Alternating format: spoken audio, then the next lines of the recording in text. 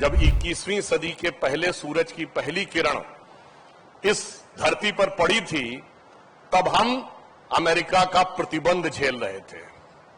Bill Clinton मार्च 2000 में भारत आए थे, 5 दिन रहे थे, मगर 5 घंटे पाकिस्तान में जाके रहे थे। आज 25 साल के बाद भारत उस स्थिति में पहुंचा है कि हम 5वीं बड़ी अर्थव्यवस्था हैं, 4थे बड़े स्टॉक एक्सचेंज हैं, 3रे बड़े ऑटोमोबाइल मैन्युफैक्चरर हैं, 2रे बड़े मोबाइल हैंडसेट के मैन्युफैक्चरर हैं। कि जब युद्ध हुआ, अभी युद्ध विराम नहीं हुआ है, सिर्फ अल्प विराम हुआ है, सिर्फ ऑपरेशनल ब्रेक है। जैसे आप टीवी में कहते हैं ना, कमर्शियल ब्रेक है, मिलते हैं ब्रेक के बाद। तो अब ब्रेक के बाद क्या होगा, इसे समझने की जरूरत। सिर्फ एक सिंपल सी बात कहूंगा कि यूएस स्टेट डिपार्टमेंट से उसकी प्रेस कॉन्फ्रेंस में पूछा गया कि क्या अमेरिका का कोई टोही विमान सरगोदा एयरबेस पे गया है, जहां पर न्यूक्लियर लीक के बाद होने वाले रेडिएशन को नापने के लिए।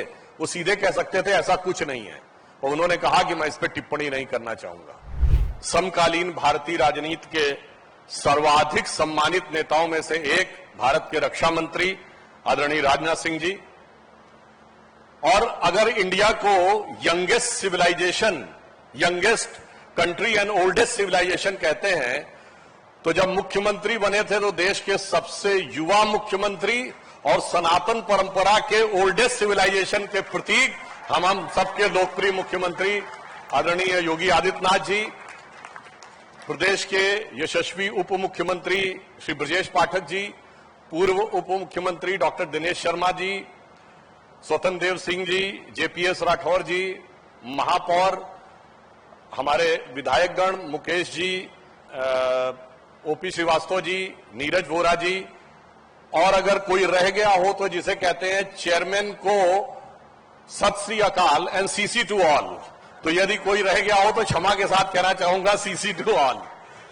आज एक अद्भुत संयोग है कि हम डॉक्टर केएन सिंह जी और यहां की, मैं क्षमा चाहता हूं, मुख्य अधिष्ठात्री डॉक्टर मधुलिका सिंह जी, राहुल जी, रुचिका जी, आज डॉक्टर केएन सिंह जी की 4थी पुण्यतिथि है। 25 वर्ष आप इस संस्थान के सेलिब्रेट करने जा रहे हैं। इन 25 वर्षों में भारत कहां से कहां तक पहुंचा है। सन 2000 में जब 21वीं सदी के पहले सूरज की पहली किरण इस धरती पर पड़ी थी, तब हम अमेरिका का प्रतिबंध झेल रहे थे। बिल क्लिंटन मार्च 2000 में भारत आए थे, 5 दिन रहे थे, मगर 5 घंटे पाकिस्तान में जाके रहे थे। आज 25 साल के बाद भारत उस स्थिति में पहुंचा है कि हम 5वीं बड़ी अर्थव्यवस्था हैं, 4थे बड़े स्टॉक एक्सचेंज हैं, 3रे बड़े ऑटोमोबाइल मैन्युफैक्चरर हैं, 2रे बड़े मोबाइल हैंडसेट के मैन्युफैक्चरर हैं, और डिजिटल ट्रांजैक्शन में जो भारत कहा जाता था कम समझदार वाला देश है, नंबर 1 के देश बन के उभरे हैं। और आईएमएफ इंटरनेशनल मॉनिटरी फंड की चीफ क्रिस्टिनिया जॉर्जिया कहती है कि अगले वर्ष भारत वर्ल्ड के इकोनॉमिक ग्रोथ में 15% कंट्रीब्यूशन के साथ ब्राइटेस्ट स्टार होगा, और पाकिस्तान वहां कटोरा लेके खड़ा है। आज एक और संयोग है, आज जेठ का दूसरा मंगल है। लखनऊ में जेठ के मंगल की बहुत अद्भुत मान्यता होती है, और आज ऑपरेशन सिंदूर के बाद का दूसरा मंगल है।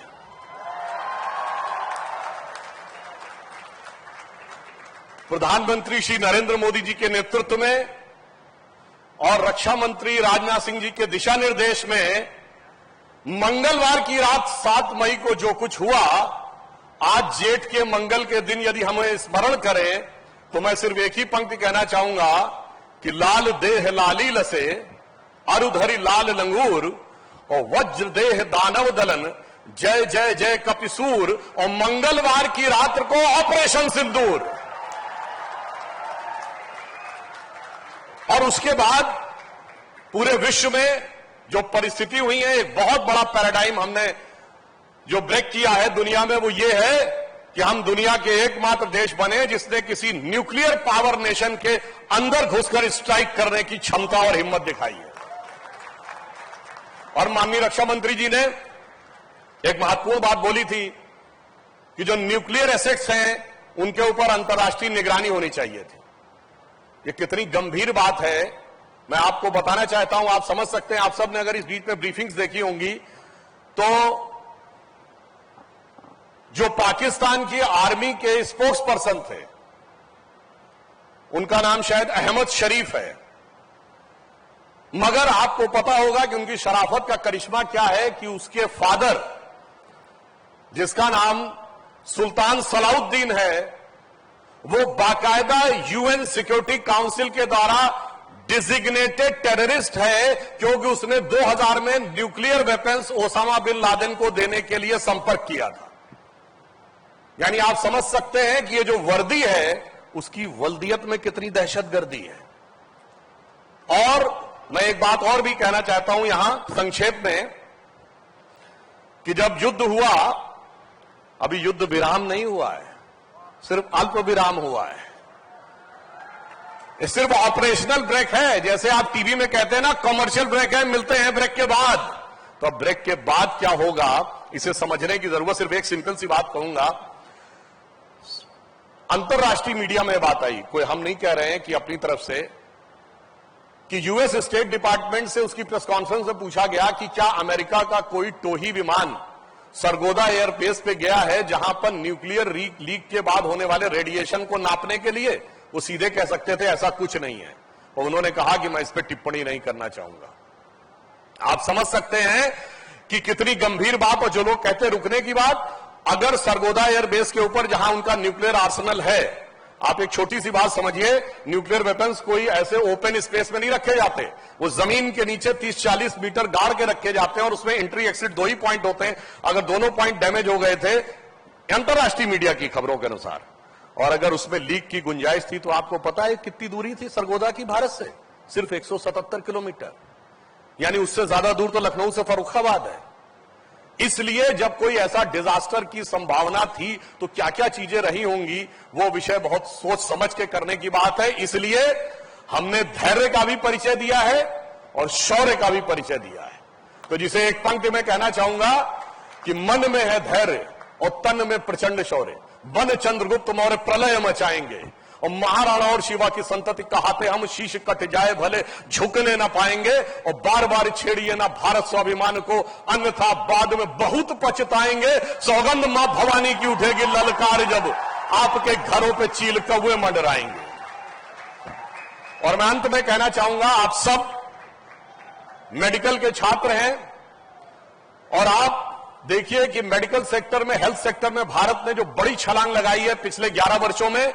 जब 2000 में ये शुरू हुआ था कॉलेज, तब भारत में 1 एम्स था, अटल जी के टाइम में 7 एम्स हुए, और अब मोदी जी के आने के बाद 23 और एम्स बने।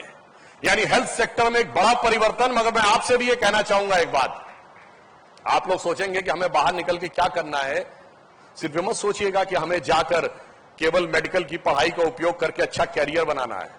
यदि भारत को महाशक्ति बनाना है तो आप 3 चीजों का ध्यान रखिए। 21वीं सदी में 3 चीजें दुनिया का नक्शा बदलने वाली हैं, एक एटम, एक कंप्यूटर और एक जीन्स।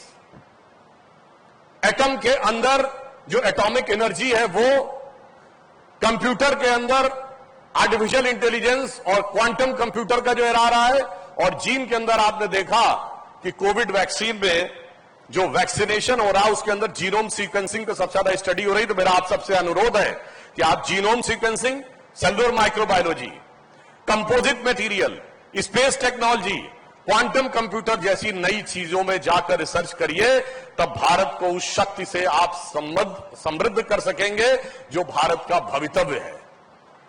और इसलिए मैं अंत में कहना चाहूंगा कि भारत दुनिया में एक बहुत बड़ा हेल्थ हब बन के उभर रहा है। लखनऊ में इस हॉस्पिटल ने उस समय जब प्राइवेट सेक्टर के हॉस्पिटल्स में एक पायनियर भूमिका निभाई थी डॉक्टर के.एन. सिंह ने, और ये एक नए मुकाम पर पहुंचा है। भारत का हेल्थ सेक्टर भी एक नए मुकाम पर पहुंचा है। आप सब, जो प्रधानमंत्री जी ने अमृत काल कहा है इस देश का, यानी 25 वर्ष के बाद भारत जहां पहुंचेगा, तो उसमें उन्होंने कहा है कि इस देश को विकसित राष्ट्र बनाना है, गुलामी की मानसिकता से मुक्त करना है, अपनी विरासत पर गर्व करना है, हम सबको कर्तव्य करना है, कर्तव्य सामूहिक रूप से करना है। तो हम सब सामूहिक कर्तव्य करेंगे और निश्चित रूप से हम उस स्थान को प्राप्त करेंगे कि जिसे एक पंक्ति में कह के समाप्त करता हूं कि स्वप्न देखा था कभी वो आज हर धड़कन में है। एक नया भारत बनाने का इरादा मन में है और बढ़ रहे हैं हम प्रगति की ओर उस रफ्तार से, कर रहा है विश्व भी हमको नमन इस पार से। और लास्ट में एक बात और कह दूं, हमारी शक्ति क्या है वो कुंभ मेले में दिखाई पड़ी। 66 करोड़ लोग आए, 50 लाख विदेश के लोग आए। जो कोई सोचता था कि दुनिया में पैसे से सुख मिलता है, कोई कहता था फिजिकल प्लेजर से सुख मिलता है, कोई कहता नेम एंड फेम से सुख मिलता है, वो हमारे कुंभ में क्या खोजने आते थे। एक पंक्ति में कहता हूं, वो सुख खोजे भौतिकता में, मदिरा में मांस की बोटी में। वो सुख खोजे भौतिकता में, मदिरा में मांस की बोटी में, ये भस्म रमाए अपने तन पर, खुश हैं सिर्फ लंगोटी में। तो भारत के इस स्वरूप को नमन करिए और ये विश्वास रखिए, भारत का समय आ गया है। जो प्रधानमंत्री जी ने कहा है सही समय है, यही समय है। तो भारत मां अंगड़ाई लेती, सुप्त चेतना जाग रही, ऋषि मुनियों की देवधरा फिर अपना रूप संवार रही। धन्यवाद।